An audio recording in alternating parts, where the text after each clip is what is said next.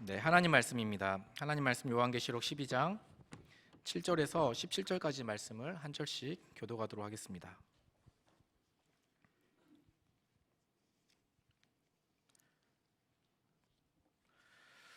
하늘에 전쟁이 있으니 미가엘과 그의 사자들이 용과 더불어 싸울세 용과 그의 사자들도 싸우나 이기지 못하여 다시 하늘에서 그들이 있을 곳을 얻지 못한지라.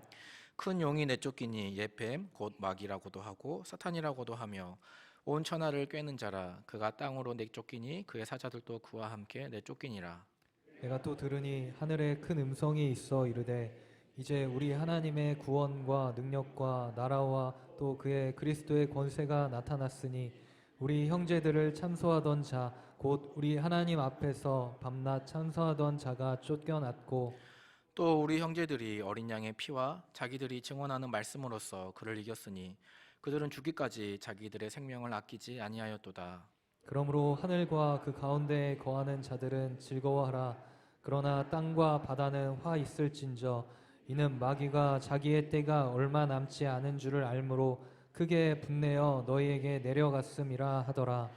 용이 자기가 땅으로 내쫓긴 것을 보고 남자를 낳은 여자를 박해하는지라.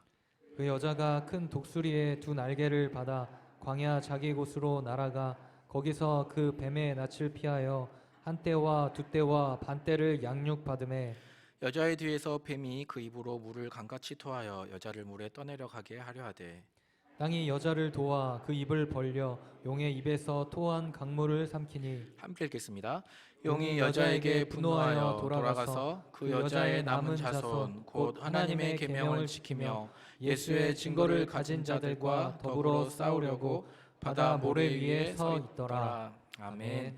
교회를 대적하는 사탄의 세력이라는 제목으로 담임 목사님 말씀 전해 주시겠습니다. 할렐루야. 우리는 요한계시록을 관통하는 이 5가지 주제를 가지고 12월 한 달 동안 그 어렵다는 이 요한계시록을 함께 살펴보려고 합니다. 보통 같으면 5절이나 10절 정도의 이 본문 말씀을 중심으로 이 말씀을 전하지만 이 요한계시록은 22장을 관통하는 또 몇 개의 그 주제를 우리가 이 짧은 시간 안에 살펴보기 때문에 5장 또는 10장 이렇게 우리가 여러 장들을 좀 그 문맥 가운데 살펴보게 될 것입니다. 그래서 이번 이후에는 요한계시록이 어렵다 또는 무섭다 이렇게 생각하지 마시고 이 요한계시록이야말로 우리에게 위로와 소망을 주시는 하나님의 약속의 말씀으로 받으시기를 주님의 이름으로 축원합니다. 아멘. 우리가 지난주에는 이 요한계시록의 첫 번째 주제를 끝까지 견디고 이기는 교회로 함께 살펴보았습니다. 1장에서 7교회에 반모섬에 있지만 편지하고 있는 이 사도가 본 예수 그리스도의 그 계시, 그리고 2장 3장에 그 계시의 내용을 구체적으로 이 7교회에게 어떻게 전하는지를 잠시 얘기 드렸습니다. 그러나 시간상 우리가 다음 1월과 2월에 금요 기도회 통해서 이 7교회에 전한 메시지를 살펴볼 텐데요. 중요한 것은 7교회는 이 지상의 불완전한 교회를 대표하고 있습니다. 즉 그들이 책망받고 또 칭찬받는 모습이 오늘날 우리 숙림교회와 한국교회 또 이 지상의 모든 교회에게 공통적으로 가지고 있는 모습이라는 것이죠. 그러면서 우리가 무엇을 또 무엇으로부터 끝까지 견디고 이겨내야 합니까? 그것에 대한 말씀이 바로 오늘 말씀의 주제입니다. 사탄의 세력으로부터 오는 박해와 미혹을 우리가 끝까지 견디고 이겨내는 교회가 되어야 한다는 것이죠. 그래서 오늘은 우리가 특별히 이 사탄의 세력 그리고 그 정체에 대해서 함께 살펴보고자 합니다. 참 힘이 듭니다. 그 박해를 견디어내고 그 유혹을 또 이겨낸다라는 것은 쉽지가 않습니다. 그러나 우리는 이미 목표점을 보았어요. 그것이 바로 이 사도 요한이 하나님께 이끌려 초청되어 이리로 올라오라 하였을 때 이 천상의 완전한 교회, 영광스러운 완성된 교회의 모습을 보았습니다.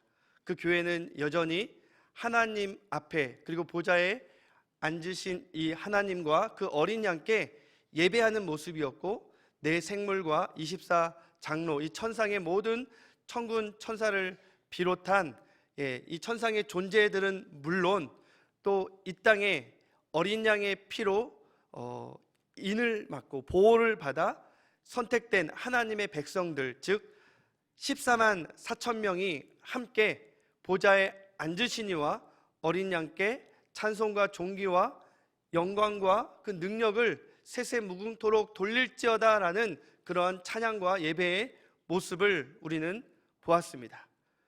천상의 그 예배, 궁극적으로 이루어질 그 교회의 모습을 이미 보았기 때문에 이 땅의 지상의 교회는 박해를 받고 미혹을 받지만 끝까지 견뎌야 할 이유가 있는 것이고, 끝까지 이길 수 있는 어떤 목표가 있다라는 것이죠.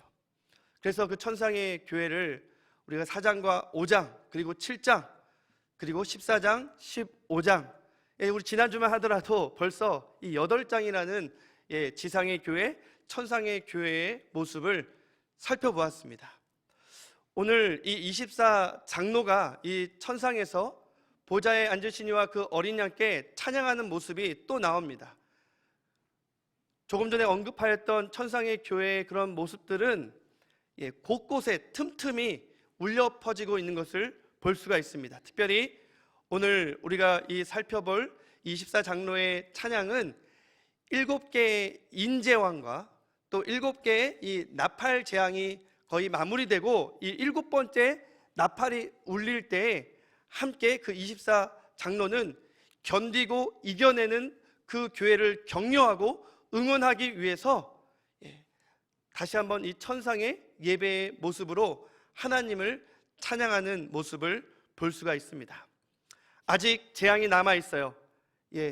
7개의 가장 큰 대접 재앙이 남아 있지만 교회는 반드시 견디고 이길 수 있다는 것을 곳곳에 메타포로 메아리치는 그러한 모습을 우리가 볼 수가 있는 것이죠. 그래서 우리가 함께 이 24장로가 외치고 있는 그 예배의 모습, 찬양의 모습을 함께 살펴보겠습니다. 11장 15절 말씀입니다. 한번 읽어주세요. 일곱째 천사가 나팔을 불매 하늘에 큰 음성들이 나서 이르되 세상 나라가 우리 주와 그의 그리스도의 나라가 되어 그가 세세토록 왕노로 타시리로다 하니, 세상 나라가 이제 그리스도와 함께 세세토록 영원히 왕노릇할 그때가 반드시 있다라는 것이죠. 그렇기 때문에 이후에 이제 이 세상 나라에 또한 함께 발딛고 있는 교회는 박해를 받고 미혹을 받겠지만 견뎌야 한다는 것입니다. 이겨야 한다는 것이에요. 그러면서 이 10장부터 이 13장까지의 모습은 견뎌내고 그리고 싸우고 있는 이 교회의 모습이 여러 가지 이미지를 통해서 구체적으로 묘사가 되어 있습니다. 물론 교회도 하늘로부터 오는 재앙을 피할 수 없습니다. 그러나 그 재앙을 더 무서워해야 할 존재는 사탄의 세력들인 것이죠. 왜 그렇습니까? 교회는 그 재앙을 통과하고 난 이후에 예수 그리스도와 함께 왕노릇하는 영광을 맞이하겠지만, 사탄에게는, 그리고 그 세력들, 추종자들, 그 안에서 죽은 자들은 이 재앙이 하나님의 심판으로 다가온다는 거예요. 그리고 그 이후에는 영원한 멸망이 찾아온다는 것이죠. 24장로는 거기까지를 노래하고 있습니다. 11장 18절 19절 말씀도 한번 읽어주시기 바랍니다. 이방들이 분노하며 주의 진노가 내려 죽은 자를 심판하시며 종 선지자들과 성도들과 또 작은 자든지 큰 자든지 주의 이름을 경외하는 자들에게 상 주시며 또 땅을 망하게 하는 자들을 멸망시키실 대로 소이다 하더라. 이에 하늘에 있는 하나님의 성전이 열리니 성전 안에 하나님의 언약궤가 보이며 또 번개와 음성들과 우레와 지진과 큰 우박이 있더라. 하나님의 백성들은 하나님을 경외하면서 이 땅 가운데 어려움을 겪습니다. 그러나 하나님의 백성들은 이 발은 이 땅에 딛고 있지만 그들의 눈은 어디를 봐야 합니까? 하늘을 봐야 한다는 거예요.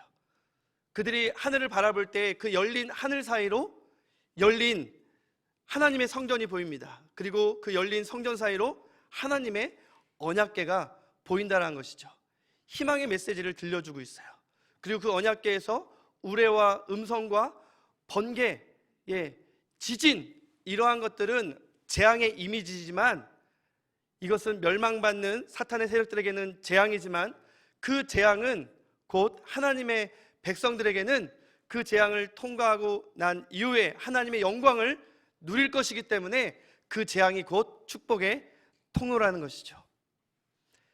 사랑하는 성도 여러분, 우리는 이 땅을 살아가면서 열린 하늘 사이로 보이는 하나님의 성전을 바라볼 수 있기를 원합니다. 성전 대신, 우리의 장막 대신 보좌에 앉으신 이와 그 어린 양을 우리가 바라볼 수 있어야 할 것입니다. 8장에 보면 그러한 고난 가운데 재앙을 당하더라도 성도들의 그 기도는 아름다운 향연이 돼서 하나님께 올라가고, 그 천사가 그 금대로의 금 향로에 이 성도들의 기도를 담아 반드시 쏟는다고 했어요. 하나님의 그 응답이 이루어질 때 그 또한 그 모습도 우레와 음성과 그리고 지진, 번개, 이러한 모습으로 나타나는데, 하나님의 응답하시는 것은 멸망받을 자들에게는 재앙이지만 우리에게는 그것은 결코 재앙이 될 수 없고 축복의 통로라는 것입니다. 사랑하는 성도 여러분, 우리가 그러한 소망을 가지고 이 땅을 살아가며 인내할 때에 마침내 우리가 그분 앞에 서게 될 것을 믿습니다. 우리의 눈물을 씻어주시고 고통하는 것과 애곡하는 것과 정말 한숨 짓고 눈물 흘리는 것 없는 그곳에서 영원토록 우리 24장로와 내 생물과 천상의 천군 천사, 그리고 선택받은 14만 4천 명과 더불어 하나님을, 그리고 그 어린 양을 영원히 찬양하고 예배하게 될 것을 믿습니다. 그러한 소망이 있기 때문에 우리 믿음의 형제 가운데 또 주님의 품에 안기는 소식을 들어도 인간적으로 우리는 슬퍼할 수밖에 없지만, 그러나 그 슬픔을 우리는 위로 받을 수가 있습니다. 또한 오늘 예배에 올라오기 전에 우리 이금숙 집사님의 아버님, 우리 이춘택, 우리 수기 안수 집사님이셨죠. 주님 품에 안겼다라는 소식을 들었습니다. 그런데 오히려 우리 유족들이 참 너무나도 평안하고 그러한 소식을 전하는 것을, 복된 소식을 전하는 것처럼 굉장히 그 믿음 가운데 이미 평안하고 이겨내는 그러한 마음을 가졌어요. 임종 예배를 벌써 이틀 전에 드렸거든요. 그런데 어제 우리가 금요 기도회 때 엊그제 잠시라도 의식을 되찾아서 우리 가족들과 함께 마지막 작별 인사라도 할 수 있도록 그렇게 기도를 했는데, 오늘 오전에 사실 왔었어요. 그런데 토요일 날 의식이 깨어났다고, 그래서 서로 인사도 하고 마지막 하나님께서 순간을 허락해 주셨다라고 말씀을 하시고 있는데, 전화가 와서 임종을 지켜보고 평안히 아버님이 떠나시는 그 모습, 장인어른이 떠나시는 그 모습을 보았다고 합니다. 이것이 바로 우리 믿는 사람들의 세상이 알 수도 줄 수도 없는 그러한 소망 가운데 우리가 붙드는 평안이 아니겠습니까? 우리 사랑하는 모든 권속들이 이러한 은혜와 위로를 이 시간 다시 한번 덧입기를 주님의 이름으로 축원합니다. 우리 옆 사람에게 이렇게 인사할까요? 교회는 반드시 승리합니다. 믿음과 인내로 승리합시다. 너무 여러분 말씀 들을 때 이렇게 계산하지 마세요. 지금 첫 인사하면 언제 끝나나 너무 염려하고 근심하지 마시고 다 이렇게 떨쳐버리시고, 오늘 하나님께서 주시는 이 말씀을 통해서 여러분들이 좀 은혜 받고 위로받는 시간이 되기를 바랍니다. 오늘 말씀 가운데 특별히 두 가지를 여러분들과 나누고 싶은데요. 첫 번째로 사탄은 온갖 세력을 동원하여 교회를 대적한다라는 것이죠. 첫 번째로는 증인의 사명 때문에 교회가 희생을 당하고 심지어 죽임까지 당할 수도 있다라는 것입니다. 이 10장에서부터 13장까지의 말씀은 이 땅의 지상교회가 사명을 감당하면서 겪는 고난과 희생을 말해주고 있습니다. 특별히 이 요한 사도가 이 천사가 주는 작은 두루마리를 받아서 에스겔처럼 받아 먹었습니다. 그런데 그것이 입에는 달고 이 마음속에서는, 이 속으로, 배에서는 이렇게 쓴 것을 경험하게 되었어요. 그게 무슨 말이냐면, 이 하나님의 말씀은 정말 우리의 영혼을 살리고 우리의 생명과 삶을 부요하게 풍성하게 하는 달고 오묘한 말씀입니다. 그러나 그 말씀은 동시에 누군가에게 전하고자 하면 이게 좀 쉽지가 않다는 거예요. 여러분, 이 복음을 전하는 것이 쉽습니까? 심지어 사랑하는 가족들에게도 하나님의 이 말씀, 이 생명의 복음을 전하는 것이 결코 쉬운 일이 아닙니다. 또 이 말씀을 받는 사람도 굉장히 그 말씀을 쓰게 받는다는 것이죠. 자기를 공격하는 말씀으로 받아들인다는 거예요. 죄인이기 때문에 어쩔 수 없습니다. 하나님의 말씀은 히브리서 저자가 말한 대로 이 날섬 검과 같아서 정말 우리의 혼과 영과 골수와 심령을 찔러 쪼개고요. 사도 바울이 말한 것처럼 하나님의 말씀은 성령의 검이에요. 그래서 죄인된 우리가 받기에는 그 말씀은 우리의 영혼을 굉장히 쓰라리게 합니다. 그러나 우리는 그 말씀을 전하고 받아야 되는 줄 믿습니다. 요한이 그 말씀을 그렇게 받았습니다. 10장 11절 말씀인데요, 한번 읽어주시기 바랍니다. 그가 내게 말하기를 내가 많은 백성과 나라와 방언과 임금에게 다시 예언하여야 하리라 하더라. 그 말씀을 먹고 그냥 달고 쓴 것을 음미하는 데 그친 것이 아니라 다시 명령이 내려집니다. 하나님의 그 말씀을 모든 나라에게 전해야 된다는 것이죠. 이 요한이 받은 사명은 바로 교회가 받은 사명으로 이어집니다. 11장에 가서는 이 사도들의 사명이 두 증인의 모습으로 나타나는데요, 이 11장의 두 증인의 모습을 한번 살펴볼까요? 11장 3절 4절 말씀 한번 읽어주세요. 내가 나의 두 증인에게 권세를 주리니 그들이 굵은 베옷을 입고 1260일을 예언하리라. 그들은 이 땅의 주 앞에 서 있는 두 감람나무와 두 촛대니. 이 두 증인이 두 감람나무와 두 촛대라고 말씀하고 있습니다. 이들은 베옷을 입어요. 아주 슬퍼하고 그들이 전한 메시지가 달가운 말씀은 아니라는 것이죠. 예수님이 또는 세례 요한이 이 땅에 오셔서 회개하라, 천국이 가까웠느니라 라는 이런 말씀을 전하셨죠. 또한 구약의 수많은 선지자들이 하나님의 백성 이스라엘을 향해서 하나님의 쓰디쓴 말씀을 전하면서 회개를 촉구했습니다. 그리고 12사도 그리고 초대교회의 성도들이 하나님의 말씀을 전하면서 그들은 능욕받는 것을 부끄러워하지 아니하고 담대하게 하나님의 말씀을 전하였습니다. 누구처럼요? 예수님처럼. 예수님께서 공생의 기간 가운데 병든 자를 고치시고 또 약한 자를 강하게 붙들어 주시면서 천국 복음을 전하지 않으셨습니까?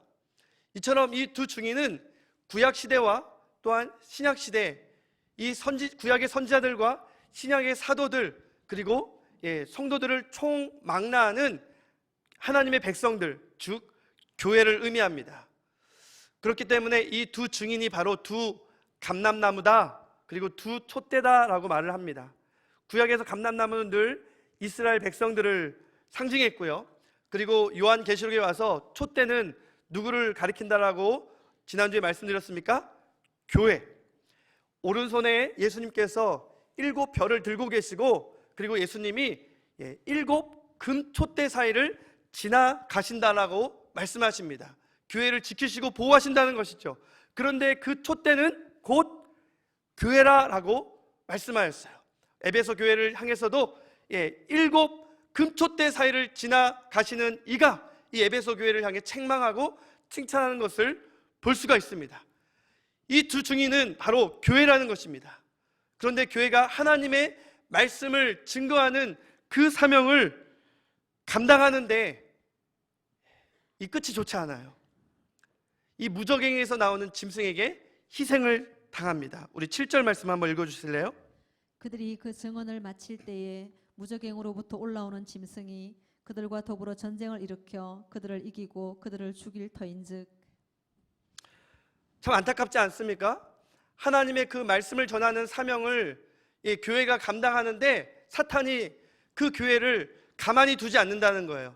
패역한 이스라엘 백성들이 하나님의 선지자들을 가만히 두지 않았던 것처럼 이 죄악된 인간이 종교 지도자들뿐만 아니라 로마의 권세까지도 하나님의 말씀을 전하는 예수님을 가만히 두지 않았던 것처럼, 또한 사도들과 초대교회를 가만히 두지 않았던 것처럼 오늘날의 2000년 동안에 세워진 그 하나님의 택한 백성들과 예수 그리스도의 몸된 교회를 사탄은 결코 가만두지 않는다는 것입니다. 심지어 어떻게 합니까? 죽인다라는 것이죠. 왜 그렇습니까? 그들이 전한 하나님의 말씀이 결코 달콤하지 않기 때문입니다. 오히려 괴로워요. 그렇기 때문에 그 말씀을 전하는 자들이 죽은 것을 보고 사탄은 즐거워하고요, 또 사탄의 세력을 입은, 부추김을 받은 모든 세상 사람들이 그것을 즐거워하면서 서로 정말 축배를 들고 선물을 나누는 그러한 기뻐하는 모습까지도 묘사하고 있습니다. 11장 10절 말씀을 한번 읽어주시기 바랍니다. 이 두 선지자가 땅에 사는 자들을 괴롭게 한 고로 땅에 사는 자들이 그들의 죽음을 즐거워하고 기뻐하여 서로 예물을 보내리라 하더라. 사랑하는 성도 여러분, 이 두 증인의 모습에서 우리는 무엇을 깨닫습니까? 세상 사람들이 우리의 말을 잘 안 듣는다고 해서 정말 그들을 사랑해서 말씀과 복음을 전하는데 잘 그것이 좀 효력이 없고 효과가 없는 것으로 인해서 낙심하지 마시기 바랍니다. 여러분들을 조롱하고 핍박한다고 해서 열내지 마세요. 굳이 너무 변명하려고 하지 마십시오. 다만 우리가 잘못하는 것이 있다면 우리는 그것을 회개하고 철저히 갱신하고 개혁해 나가야겠죠. 그런데 우리가 하나님의 말씀을 전하는 그 사명을 감당하는 것 때문에 받는 고난이라고 한다면 여러분들이 먼저 기뻐하시기 바랍니다. 세상 사람들이 복음을 전하는데 그 복음이 이 세상에서 잘 먹혀 들어가지 아니하고 효력이 발생하지 아니하고 오히려 하나님의 말씀이 상쇄되는 것 같고 그 말씀의 진리의 기준이 자꾸만 꺾여가는 것 같고 없어지는 것 같을 때 세상 사람들은 즐거워합니다. 거 봐라, 하나님은 죽었다, 하나님은 없다, 말씀은 거짓이다. 그것이 세상의 본능이라는 것입니다. 11장의 이 두 증인의 모습은 이렇게 희생당하는 모습으로 전개가 됩니다. 그러한 전개 속에서 우리는 12장의 말씀을 함께 해석해 나가야 된다는 것이죠. 12장에는 이제 여인이 등장합니다. 이 여인은 예수 그리스도 때문에 전투하는 여인입니다. 나약한 여인이 아니에요. 예수 그리스도로부터 영광을 덧입은 해와 달과 별의 영광을 갖춘 하나님의 그 권세와 능력을 갖춘 여인의 모습으로 나타납니다. 한번 1절 2절 말씀을 읽어주시기 바랍니다. 하늘에 큰 이적이 보이니 해를 옷 입은 한 여자가 있는데 그 발 아래에는 달이 있고 그 머리에는 12별의 관을 썼더라. 이 여자가 아이를 베어 해산하게 되매 아파서 애를 쓰며 부르짖더라. 여러분, 이 여인은 누구일까요? 이 두 증인이 교회라고 말씀드렸죠? 이 12장에서 나오는 이 여인 또한 마리아가 아니라 교회입니다. 너무나도 애매한 상징과 이미지가 될 수 있기 때문에 요한은 반복해서 우리에게 말해주고 있는 거예요. 요한계시록에는 너무나도 반복적인 숫자들이 많이 있고요, 반복적인 이미지가 많이 나타나요. 그 모든 것들이 다 일관성 있게 해석이 될 때에 우리는 오늘날 이 요한계시록의 이 환상과 계시가 우리에게 적용되는 하나님의 말씀으로 받아들일 수가 있는 것이죠. 특별히 이 여인은 해와 달과 별의 권세를 입었습니다. 그런데 이 여인에게도 고난이 있습니다. 고충이 있어요. 한번 그 말씀을 볼까요? 5절 말씀을 한번 보겠습니다. 여자가 아들을 낳으니 이는 장차 철장으로 만국을 다스릴 남자라. 그 아이를 하나님 앞과 그 보좌 앞으로 올려가더라. 지금 이 여자가 1, 2절만 해도 이 아이를 베고 해산하기 위해서 많은 진통과 고충을 겪고, 특별히 이 출산할 때는 엄청난 이 아픔이 있어서 부르짖는 모습을 보았습니다. 이 여인의 모습은 구약의 이스라엘로 우리가 해석할 수가 있습니다. 무슨 말이냐면, 이 사단은 이 여인에게서 약속의 메시아, 자기의 머리를 상하게 할 메시아가 아예 나타나지 못하도록, 잉태조차 할 수 없도록 그 태반 자체를 파괴하려고 노력을 했다는 것입니다. 인류가 타락한 이래로 사탄은 이 아담을 꿰면서 인류를 타락시키는 데 성공했죠. 그러나 그때 하나님의 약속의 말씀이 선포됩니다. 창세기 3장 15절에 여자의 후손이 너의 머리, 뱀의 머리를 상하게 할 것이다 라는 그러한 약속의 말씀이 선포되었습니다. 그때부터 이 뱀은, 이 사탄은 긴장하는 것이죠. 자기의 그 치명타를 입힐 이 여자의 후손, 즉 메시아가 이 땅 가운데 아예 나타나지 못하도록, 발붙이지 못하도록 아예 이 여인의 잉태하는 그것부터 막아버리는 거예요. 씨를 말려버리는 작전을 펼치는 것입니다. 그래서 약속의 후손 아벨을 가인을 통해 죽여버리죠. 그러나 하나님의 이 약속의 경로는 그걸로 멈추지 않습니다. 셈이라는 이 아벨을 대신한 이 셈족을 통해서 하나님께서는 다시 이 약속을 이루려고 하세요. 그때 또한 특정한 인물을 선택하십니다. 아브라함입니다. 그런데 이 아브라함도 이 남편으로서, 남자로서 연약하고 부족한 모습이 있어요. 이삭도 마찬가지입니다. 어떤 모습입니까? 자기의 아내를 그냥 누이라 속이면서 이 왕의 권력을 가진 것을 무서워하면서 그 왕에게 넘겨줍니다. 이 사라와 리브가가 부정한 여인이 될 뻔했어요. 그러나 하나님께서 그것도 막아주셨죠. 심지어는 이삭이라는 이 리브가의 뱃속에서 이 쌍둥이도 서로 싸우게 만듭니다. 에서가 야곱을 미워하게 만들고요, 정말 죽이고 싶을 정도로 미워하는 마음을 이 형제들의 마음 가운데 심어둡니다. 그러나 하나님의 역사는 둘이 화해하게 하는 것이었어요. 요셉도 마찬가지고요. 또 다윗이 이 땅에 다윗의 자손으로 메시아가 올 것을 알고 다윗을 죽일 여러 가지 음모를 펼쳤지만 하나님께서는 다윗을 지켜주셨습니다. 심지어 다윗의 그 씨를 말려버리려고 이 이세벨의 딸, 이 북이스라엘의 이 아합의 딸 아달랴를 이 남유다로 침투시켰지만 그 아달랴의 음모를 또한 하나님께서 막아주세요. 요아스라는 그 8살 난 아이를 지켜주시면서 결국은 이 다윗의 계보를 이어가게 하십니다. 아예 이스라엘 백성 전체를 이 포로 생활 가운데 아예 말살시키려는 하만의 음모도 있었습니다. 그러나 때가 되매 하나님께서는 결국 이 여인의 태반, 이 이스라엘의 태반 가운데 저 작은 고을, 가장 낮은 그 베들레헴의 말구유에서 하나님의 아들 예수 그리스도께서 이 땅에 성육신하도록 하나님께서는 그 섭리와 경륜을 이루신 줄 믿습니다. 하나님은 더 강한 분이기 때문이죠. 그래서 만국을 철장으로 다스릴 그 메시아가 이 땅에 나타나셔서 30년간 아버지와 어머니에게 순종하며 또 3년간 공생의 사역 가운데 그 모든 뜻을 이루시고 십자가에서 물과 피를 아낌없이 쏟으시고 모든 인류를 대속하실 그 구원의 역사를 이루셨습니다. 그분은 죽임을 당했지만 그 죽음이 끝이 아니라 결국 3일 만에 부활하셨고 승천하셨고 보좌 우편에 앉으셔서 이제 만국을 다스리고 계시는 줄 믿습니다. 그 모든 복음의 메시지가 바로 이 12장 5절 말씀 가운데 다 녹아 있는 것이죠. 이제 문제는 여자예요.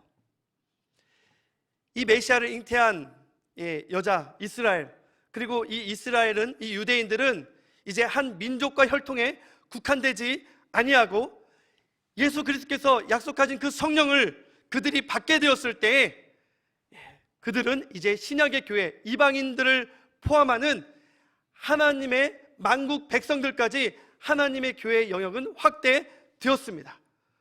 그런데 문제는 이 여인이 홀로 남겨져서 고난을 받는다라는 거예요. 그래서 이 사탄의 세력을 피해 광야로 도망하는 모습이 나와 있습니다. 우리 6절 말씀 한번 읽어주시기 바랍니다. 그 여자가 광야로 도망하매 거기서 1260일 동안 그를 양육하기 위하여 하나님께서 예비하신 곳이 있더라. 여러분, 이 여자가 광야로 도망갔습니다. 어찌 보면 이 사탄의 세력과 싸우는 것이 버거워서 홀로 이 광야와 같은 세상에서 싸우고 있는 이 교회의 모습을 보여주고 있는지도 모릅니다. 1260일 동안 광야에서 싸워야 하는 이 여인의 모습을 보면 애처롭습니까? 그렇다면 말씀을 한 번 더 들여다보십시오. 그 광야는 하나님께서 예비하신 특별한 보호의 장소임을 믿으시기 바랍니다. 그 광야에서 이 여인은 양육을 받는다는 것이죠. 그곳이 안락한 곳은 아닐 것입니다. 안주할 수는 없을 거예요. 그러나 그 광야에 누가 함께 하십니까? 성령 하나님께서 함께 하심으로 이 여자를 지켜 보호하시며 결국 이 여자가 성장하도록 교회의 부흥을 약속하시면서 땅끝까지 주의 복음을 증거하는 이 사명을 주님 오실 때까지 감당케 하시는 줄 믿으시기 바랍니다. 1260일, 그 시간은 결코 긴 시간이 아닙니다. 버텨낼 수 있는 시간입니다. 이 1260일은 지속적으로 반복되어 두 증인에서부터 기록되고 있습니다. 42개월, 한때, 두때, 반때, 즉 3년 반이라는, 3년 6개월이라는 그 시간입니다. 그 시간이 기냐 짧으냐 이것이 중요한 것이 아니라 그 시간은 정해져 있다라는 것이죠. 반드시 우리가 이 고난을 인내할 이 시간은 끝없는 시간이 아니라 언젠가는 끝이 날 주님 다시 오실 때 이 시간은 반드시 종식될 유한한 시간, 다시 말해서 짧은 시간임을 믿으시기 바랍니다. 그러므로 사랑하는 성도 여러분, 끝까지 견디고 이기셔야 합니다. 우리가 이길 수 있는 그 근거는 어디에 있습니까? 우리가 승리할 수 있는 그 근거는, 그 기준은 무엇입니까? 바로 11절 말씀인데요, 이런 말씀은 같이 읽어야 돼요. 우리 12장 11절 말씀 우리 큰 소리로 함께 읽겠습니다.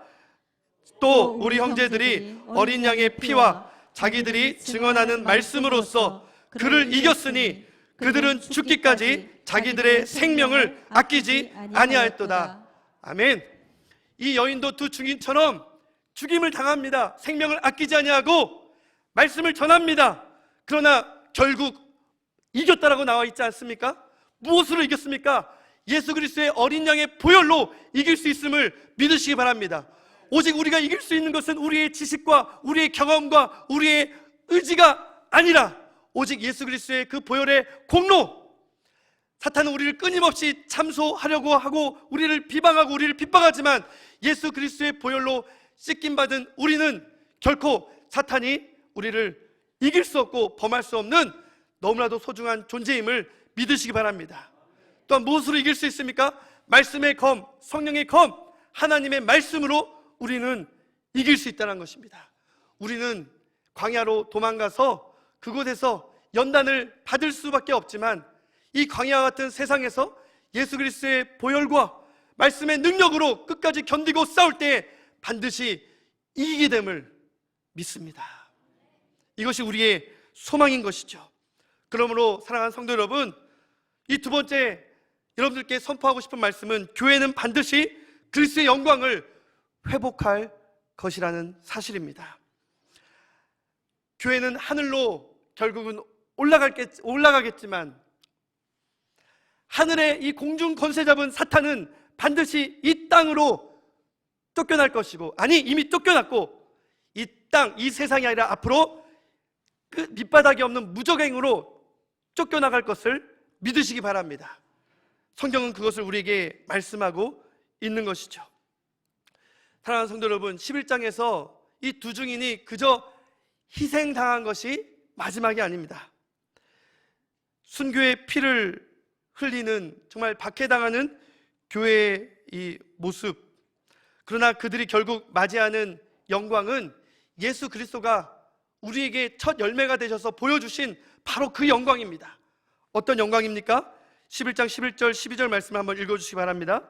3일 반 후에 하나님께로부터 생기가 그들 속에 들어가매 그들이 발로 일어서니 구경하는 자들이 크게 두려워하더라. 하늘로부터 큰 음성이 있어 이리로 올라오라 함을 그들이 듣고 구름을 타고 하늘로 올라가니 그들의 원수들도 구경하더라. 여러분, 하늘에서 이리로 올라오라라는 음성이 들립니다. 어디서 많이 들은 음성 아닙니까? 사도 요한이 들었던 음성, 이 천상의 이 영광스러운 예배를 보았을 때 이리로 올라오라는 그 음성을 이 두 증인도, 하나님의 말씀을 전하다가 죽임과 희생을 당한 이 두 증인도 듣게 되었다는 것입니다. 그들은 완전히 패배당한 것이 아닙니다. 완전히 죽은 게 아니에요. 예수님처럼 3일 만에 그들도 이 생명의 생기가 그들 가운데 임할 때 부활하게 되었고요, 그들도 예수님처럼 승천하게 됩니다. 이것은 마지막 때에 예수님이 재림하실 때 그 나팔이 울려 퍼질 때 저와 여러분들이 맞이할 영광스러운 모습임을 믿으시기 바랍니다. 예수 안에서 잠자한 자들이 다 일어나게 될 것입니다. 다 부활체를 입을 것입니다. 그리고 주님 재림을 소망하다가 이 땅에 살아있는 자들은 그들과 함께 우리는 공중에서 주님을 맞이하게 될 것입니다. 예수님께서 누리셨던 그 영광을 하나님께서는 교회에게 약속하고 있다는 사실입니다. 그러므로 우리가 교회가 패배했다고 말씀하지 마십시오. 교회는 죽어가고 있다고 말씀하지 마십시오. 교회만이 여전히 이 땅의 유일한 소망입니다. 물론 죽어가고 있는 교회들이 있죠. 저 영국, 유럽의 교회들 얼마나 그 죽어가는 모습이 안타깝습니까? 교회가 모슬렘 사원으로 변해갑니다. 디스코장, 술집으로 변해가요.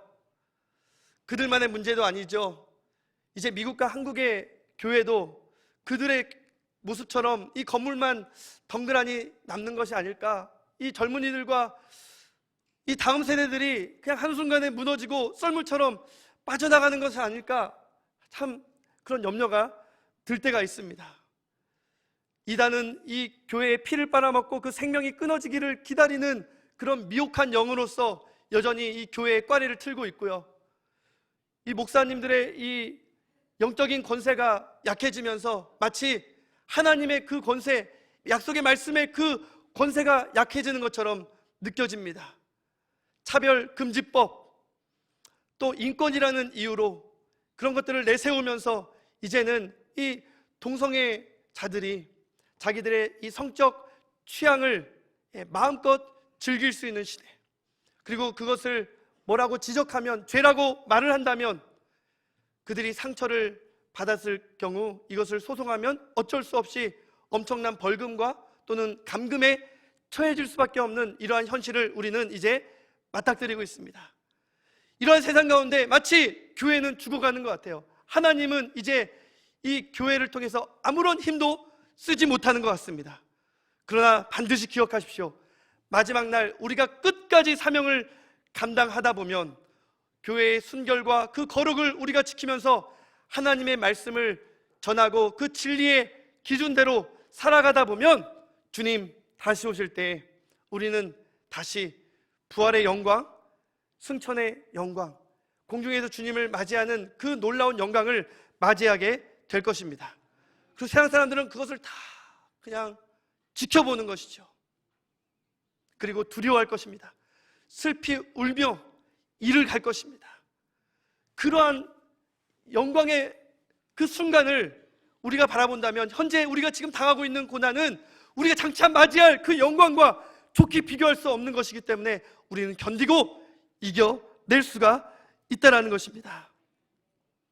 교회가 광야로 도망가는 것 같지만 사실은 그렇지 않습니다. 정말로 도망하고 내쫓긴 존재는 사탄이라는 것이죠. 9절 말씀 한번 읽어볼까요? 큰 용이 내쫓기니 옛뱀 곧 마귀라고도 하고 사탄이라고도 하며 온 천하를 꿰는 자라. 그가 땅으로 내쫓기니 그의 사자들도 그와 함께 내쫓기니라. 사랑하는 성도 여러분, 이 사탄이 그리고 그 세력이 아무리 강한 것 같지만 기껏해야 그들은 내쫓긴 별거 아닌 존재임을 기억하시기 바랍니다. 이 원초전, 하나님을 찬양했던 이 루시퍼가 창세전에 하나님께 교만해서 대들었어요. 그때 내쫓긴 곳이 하늘, 공중 잡은 권세로 내쫓겼습니다. 천국에서 내쫓긴 거죠. 그런데 이제 예수님께서 이 십자가에서 구원 사역을 이루시고 부활 승천하셔서 우리에게 성령을 보내주셨을 때, 그때 다시 한번 이 천사, 이 사탄, 옛뱀 다시 한번 내쫓깁니다. 그때 이 미가엘과 그의 천사들이 함께 이 사탄과 싸우는데요, 이 사탄은 하나님이 보낸 천사도 능히 당할 수 없는 존재예요. 그래서 그들이 내쫓긴 곳이 어디입니까? 이 하늘 공중에서 이제 이 땅으로, 이 세상으로 내쫓기게 된 겁니다. 그러니까 그 분풀이를 누구에게 해요? 교회에게 하는 것이죠.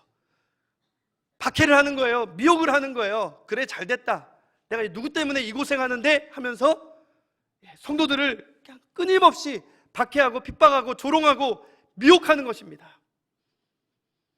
그러나 사랑하는 성도 여러분, 이들은 이미 내쫓긴 존재입니다. 그리고 앞으로 영원한 무저강에 내쫓긴 받을 존재입니다. 우리가 어린 양의 피와 하나님의 말씀으로 무장하고 깨어있으면 우리는 반드시 이길 수 있습니다. 이걸 기억하셔야 돼요. 그런데요, 사탄의 세력이 만만치가 않아요. 내쫓겨 놓고선도 이 12장 마지막 절에 보면 딱 모래 위에 버티고 한번 싸우자, 끝까지 한번 싸워보자 하는 이 모습을 볼 수 있습니다. 근데 어디에 서 있다고요? 모래 위에. 결국 무너질 그 모래 위에 서 있습니다. 13장에서 이제 이 사탄의 세력을 입은 짐승이 나타나고요, 이 짐승이 박해하고 유혹하면서 이 두 가지 모습으로, 이 짐승은 굉장히 아주 권세 있는 짐승이에요. 7개의 머리가 있고요, 그 7개의 머리마다 10개의 뿔이 있어요. 왕관이 있는데요, 그 왕관은 14만 4천 명이, 그리고 24장로가 하나님께 받은 그러한 면류관이 아니라 지 스스로 쓴 교만의 왕관입니다.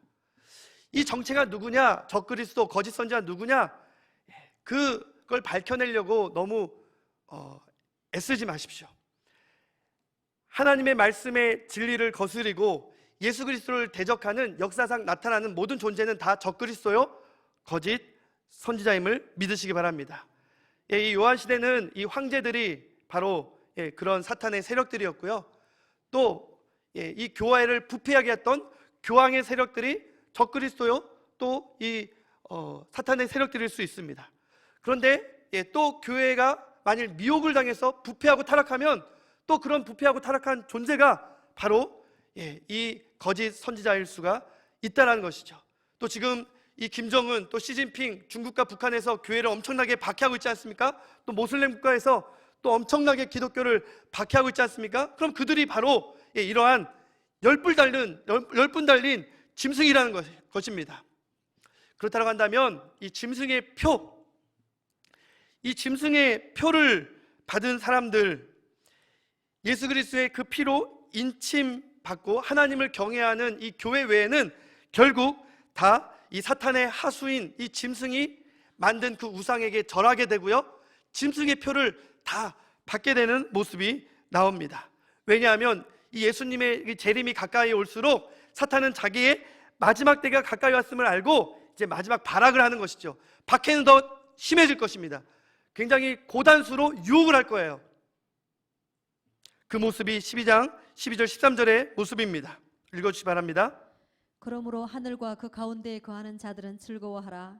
그러나 땅과 바다는 화 있을진저 이는 마귀가 자기의 때가 얼마 남지 않은 줄을 알므로 크게 분내어 너희에게 내려갔음이라 하더라. 용이 자기가 땅으로 내쫓긴 것을 보고 남자를 낳은 여자를 박해하는지라. 그리고 교묘하게 이 짐승의 표라는 것을 통해서 그 표를 받지 않으면 더욱더 심하게 박해하고 심지어 매매조차 할 수 없는 그러한 표식을 만듭니다. 우리가 좀 궁금해하는 이 짐승의 표에 대해서 잠시 살펴보겠습니다. 13장 17절 18절 한번 읽어주시기 바랍니다. 누구든지 이 표를 가진 자 외에는 매매를 못하게 하니 이 표는 곧 짐승의 이름이나 그 이름의 수라. 지혜가 여기 있으니 총명한 자는 그 짐승의 수를 세어보라. 그것은 사람의 수니 그의 수는 666이니라. 여러분, 이 7이 하나님의 완전수라면 이 6은 불완전한 사단의 수, 또 사람의 수입니다. 이 666이 무엇냐? 예전에는 여러분 그런 그림 보았을 거예요. 이마에 바코드 찍혀 있고요.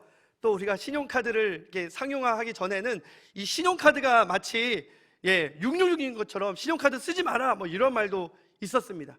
지금은 정말 이 바쁠 만한 이 몸의 인체에 심어서 이 조회 정보가 다 있는 이 베리칩이 뭐 짐승의 표냐 아니냐 이러한 논란이 많아요. 이 베리칩은 이미 미국에서는 법제화 돼가지고요, 이 미국의 한인교회나 또 미국의 교회들이 이 베리칩을 이 짐승의 표냐 아니냐 이걸로 막 사분오열되어 있습니다. 여러분, 무엇이 짐승의 표냐 아니냐 이걸로 교회가 사분오열되어 있고 두려워한다면 사탄은 그걸 노리고 있는 거예요. 그 정체가 무엇인지 너무 특정하려고 애쓰지 마십시오. 우리가 지혜가 있다면 분별해야 됩니다. 무엇입니까? 13장 16절 말씀을 우리 함께 읽어볼까요? 13장 16절 시작.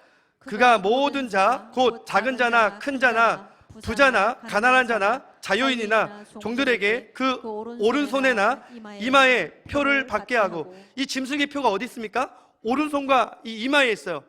이 13장에 나타나는 짐승은 교회의 짝퉁입니다.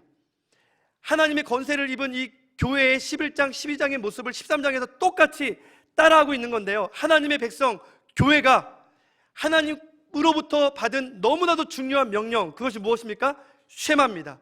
들으라 이스라엘아, 너희 하나님 여호와는 오직 하나인 여호와시니 너는 마음을 다하고 성품을 다하고 힘을 다하고 또 예수님 목숨을 다하여 내 하나님 여호와를 사랑하라. 그리고 그 말씀을 어디다 붙이라고요? 이마와 손목에 표와 기호로 삼으라고 했습니다. 무슨 말입니까? 이것은 그만큼 하나님을 사랑하는 그 마음을 우리의 마음과 우리의 삶 가운데 각인시키라는 거예요. 그리고 사랑하는 성도 여러분, 이 구절 다음에 나오는 것이 이 천상의 백성들이 이 이마에 어린 양의 표를 받고 하나님 아버지의 표를 받고 그 분명한 표식을 가지고 끝까지 하나님을 향한 사랑과 거룩과 순결과 믿음을 지킨 사람들의 모습이 나타납니다. 14장 1절 말씀 한번 읽어 주시기 바랍니다. 또 내가 보니 보라, 어린 양이 시온산에 섰고 그와 함께 14만 4천이 서 있는데 그들의 이마에는 어린 양의 이름과 그 아버지의 이름을 쓴 것이 있더라. 사랑하는 성도 여러분, 무엇이 짐승의 표냐, 무엇이 666이냐 이런 것에 여러분들이 혼미해지거나 두려워하지 마시기 바랍니다. 다만 우리의 마음 가운데, 우리의 삶 가운데 하나님을 사랑하고 하나님의 말씀대로 지키며 예수 그리스도의 그 증거가 각인되고 그 흔적이 남아있다라고 한다면 우리가 무엇을 두려워하겠습니까? 우리뿐만 아니라 우리의 자녀들에게 그런 쉐마의 정신으로 하나님의 그 말씀과 믿음을 전수하는 우리 사랑하는 성도님들 되시기를 바랍니다. 그것이 실력이에요. 그것이 이 마지막 시대에 우리가 갖춰야 할 실력입니다. 제키 로빈슨이라는 사람의 예화를 들고 말씀을 마치겠습니다.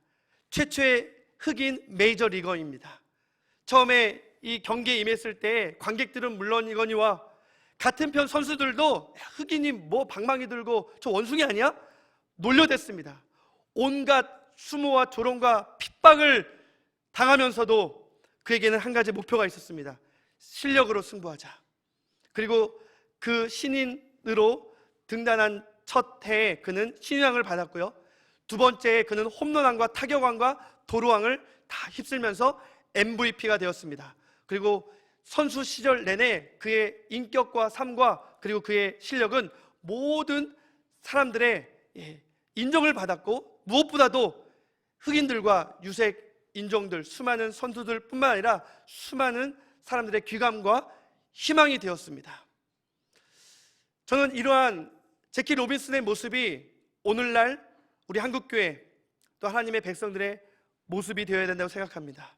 세상은 우리를 조롱하고 핍박하겠지만 실력을 보여줘야 됩니다. 세상과 다른 거룩, 하나님의 말씀에 대한 순종, 끝까지 예수 그리스도를 바라보는 믿음, 그것이 바로 우리의 실력입니다.